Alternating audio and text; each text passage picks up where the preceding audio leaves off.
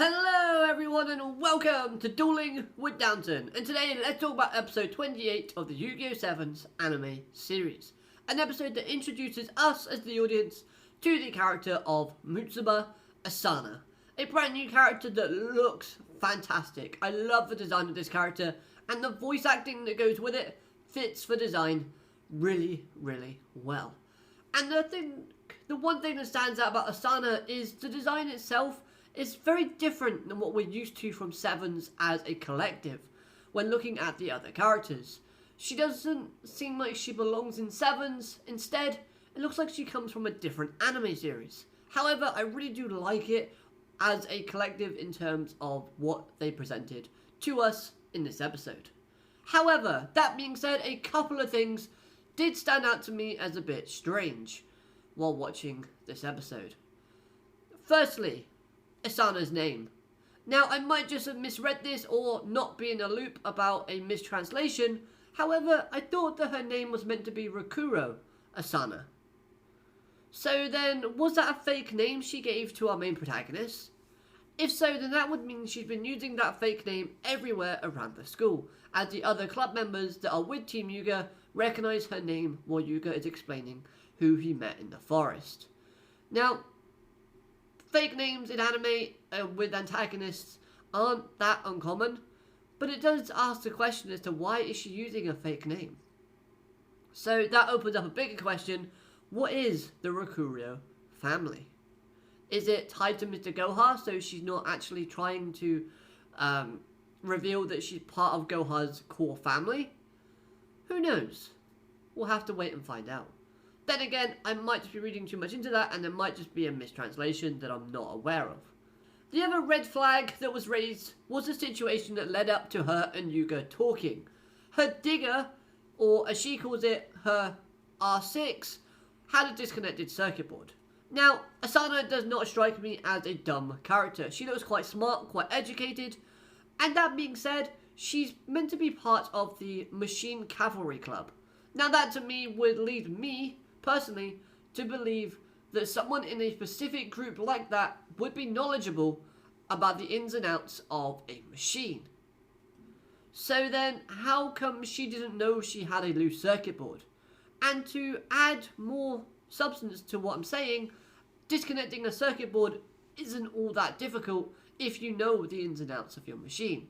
So it's very likely that Asana might have had some sort of feeling that Yugioh was in the vicinity and obviously knows that he's the creator of Rush Duels, and thought, hold on a minute, he knows about machines, I've got a machine, let me disconnect my circuit board and pretend I don't know what I'm doing. So she's playing dumb really, even though she's a very smart and cunning character. That's one thing that kind of stood out to me as a little bit odd, but maybe, just maybe, that's what they're trying to go with. Her actions were purposeful.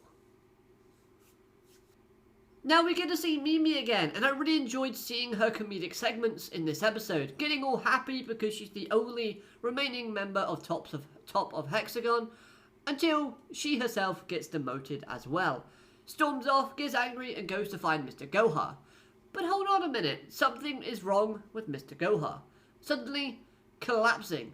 It looks as though his outfit might be a bit too big for him. Could this be hinting at a comedic joke for Mr. Goha, where like it's similar to Yugioh, where it's a small kid inside a big outfit? I really hope not. I really like the uneasy and more sinister tone that Mr. Goha gave off in the last episode, where he was talking to Neil and the other members of Hexagon. It really added a more dreadful and more sinister vibe to Goha's character and Goha Corp as a collective. It made it seem like they will become antagonists. So hopefully they don't go the jokey comedic route with Mr. Goha. I want the show to continue making him a good, evil antagonist. I'll admit, the vibes I got from Goha giving off in this episode was a complete 180 from last week's. I felt like they were trying to give Mr. Goha and Goha Corp a chance to be this evil, big organization, but then reverted back to maybe a more happy-go-lucky type of vibe in this episode. You know, making the whole, oh, Goha isn't actually going to be any sort of antagonist in terms of moving forward in the plot, because they now haven't got the Top of Hexagon and Mr. Gohar looks to be collapsed. I don't really understand what they're doing with Gohar Corp, but hopefully it improves moving forward, because I really do want them to be a general threat. Maybe now that we haven't got any top of Hexagon members, we can get some new fresh faces and finally get that kind of team rush versus the top of Hexagon face-off. The duel between Sushiko and Romin was very interesting, and both duelists were battling out to see who chooses what TV channel they all watched. It's also here that we learnt the name of the guitarist that gave Romin Primarina Katana. Her name, of course, being Princess G. Overall, though, I think Princess G has a very creative and unique design, and is one that really does stick out, so I do believe that she will make a reappearance somewhere down the line. Now, Romin losing was a bit of a shock in this episode, but I think that was a very good thing. Now, we can focus on her improving as a duelist without tapping into a berserk-like state, as she doesn't always have to rely on it in order to win duels. We've seen many times before when Romin has dueled in the series so far, that she's gone into the berserk state, won, and then kind of the series has just moved on. Now we can look at improving Romin without it, because we know she's a good duelist without berserk, because she managed to beat Otis, who was using a Red Eyes deck, without going into berserk mode in that episode where they all faced him in a 3-on-3 battle. And I think the best opponent that she should win against and prove herself without her berserk state would be against Princess G in the upcoming teased Rush Duel tournament. So yeah, Yu-Gi-Oh! 7s, give us some good female development for Romin's character, because we know that Romin is a fan favourite, so you should get behind her. Now, was it just me though, or did Rook actually purposely try to make Romin go into a berserk state, and then purposely try and make her switch out of it?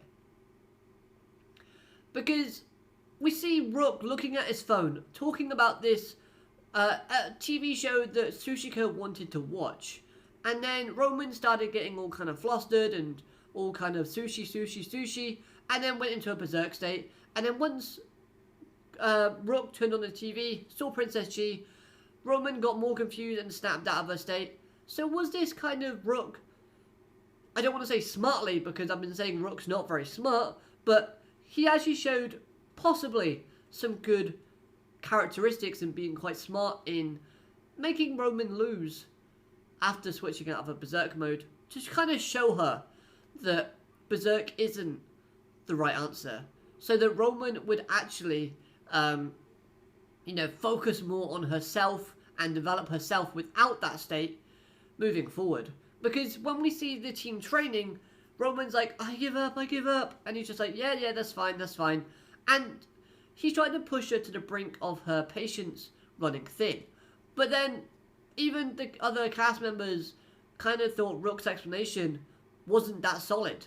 So maybe, just maybe, this was his way of, getting Romin to see that her berserk state isn't as good and isn't as reliable as it should be, so that she will try harder in her training at Rook's training camp. Do you understand what I mean? Maybe I'm kind of reaching a bit there, because I'm giving Rook a lot of praise and a lot of credit. I know, right? Shocker. But maybe, just maybe, he might be. I love the fact, though, that they made Sushiko out to be a very sinister character in this episode, as it fitted along with the idea of her enjoying the mystery and crime shows, as they too often portray a more sinister and darker vibe to them when watching. Plus, was I the only one who thought that her deck was like spending money on sushi? It kind of fills you up with energy and,